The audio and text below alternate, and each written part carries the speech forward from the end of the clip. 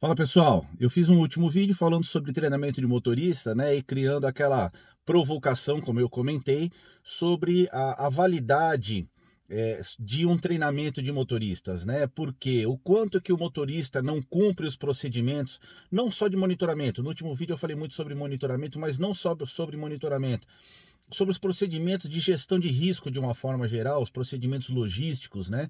O quanto ele não cumpre porque ele não sabe o que tem que fazer ou porque ele não quer, né?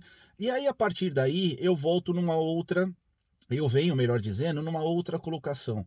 O quanto que o motorista precisa ser treinado ou o quanto que ele precisa ser orientado. E o que eu quero dizer com essa orientação? Tudo bem, o motorista sabe, ou a grande parte dele sabe, que ele tem que enviar uma macro de início de viagem, que ele tem que comunicar um pernoite, um abastecimento, uma parada para refeição, etc. Né?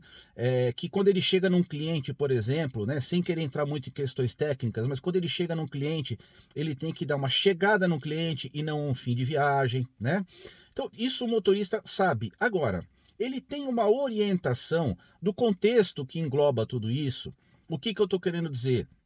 Se ele, por exemplo, começar uma viagem ou um reinício de um abastecimento, por exemplo, sem comunicar a central, se ele chegar num cliente e abrir a porta antes de dar uma chegada no cliente, ou que ele mande uma macro, qualquer que seja a situação, sem querer entrar muito em questões técnicas, mas que ele mande uma macro, mas não aguarde o retorno dessa central, né? Ele sabe qual é todo o contexto que tem nessa volta. Motorista, se você abrir a porta, vai bloquear o seu carro, aí a gente vai ter que entrar em contato telefônico, vai demorar mais ainda. Então é melhor você chegar, mandar macro e aguardar um retorno para sua porta ser liberada. Né? É isso que eu sempre falo e é isso que eu comento sempre, pessoal, em relação ao treinamento dos motoristas.